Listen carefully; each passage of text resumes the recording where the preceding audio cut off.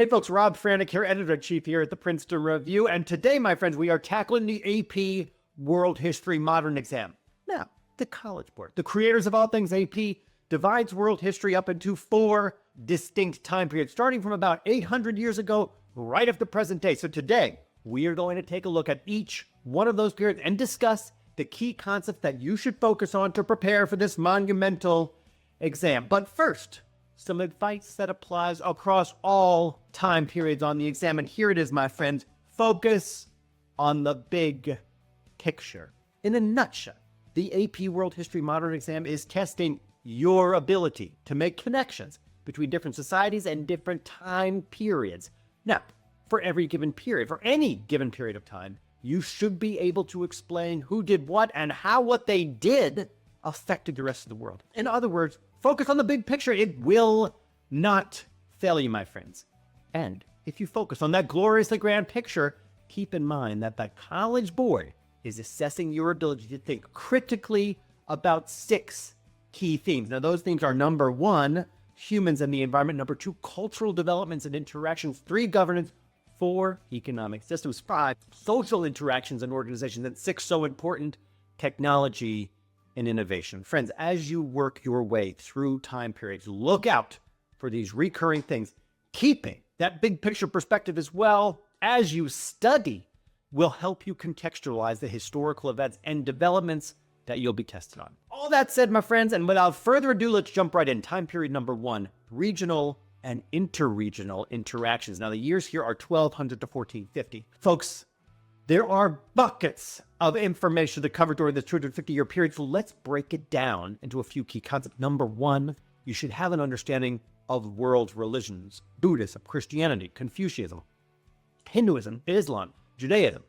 Aim to focus not only on the theological or philosophical basis of each belief system, but also the impact that those belief systems had on social, political, cultural, and of course, military developments. Next, you'll need to have a firm understanding of the developments within each region of the world, including the Middle East, Europe, Asia, Africa, and the Americas. And, folks, you'll need to understand more than just the events that occurred within each region. Remember, big picture is the key here. You'll want to grasp how each region interacted and affected others. Study up on trade networks such as the Silk Road, as well as the intentional expansion of religion through methods like missionary work, as well as religious warfare. You should also review notable global travelers like Xuanzang, as well as Marco Polo, along with major technological innovations that were coming from China and the Islamic world, and just to name a few: paper currency, surgical instruments, the magnetic compass. That brings me to time period number 2, which is global interactions and the rise of Europe. Now, the years here are 1450 to 1750, and in this time period, global interaction increased significantly and Europe emerged as a major player. The exam will assess your understanding of the interactions among regions and cultures, particularly in relation to Europe. Accordingly, my friends, you should spend a good chunk of studying time focused on major European developments from this period, including changes in European thought and expression during 4 key cultural movements: the Renaissance, the Protestant Reformation, the Scientific Revolution, and the Enlightenment. You'll also need to know about European exploration and expansion.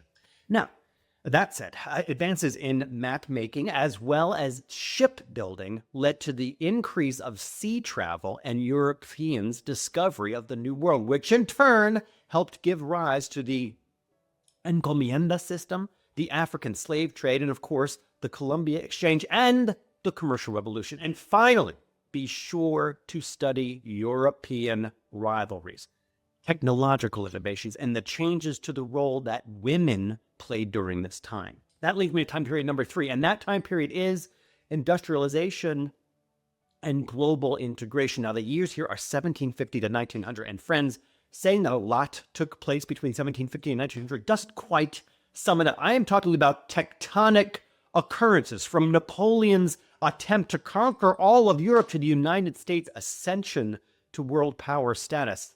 That all said, let's focus on a few key concepts that you'll need to understand from this time period. First, there's the American Revolution and the French Revolution. You should focus on the causes and the consequences for each, and you should be familiar with the independence movements in Haiti and Brazil and Mexico and across Latin America. And of course, as you're studying, look for the connections between all of those events.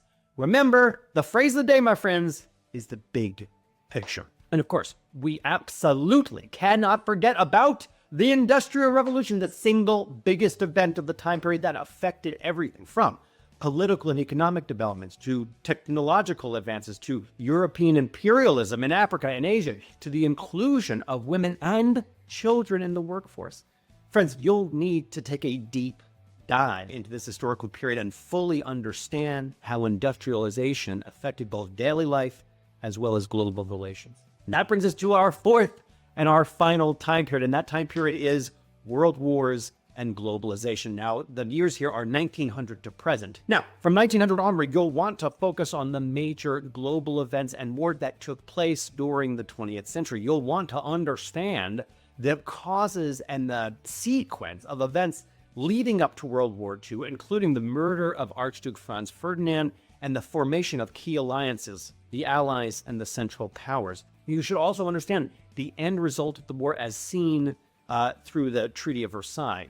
And of course, the creation of the Joint Council of Nations called the League of Nations. Likewise, you should be familiar with the causes and consequences of World War II. Familiarize yourself with Stalin's 5-year plans, the Great Depression, of course, the emergence of fascist power, and finally, the rise of Hitler and the Nazi Party. Also, folks, there are key pacts that you should be aware of, including the Nazi-Soviet Pact, the Anti-Comintern Pact, and the Tripartite Pact.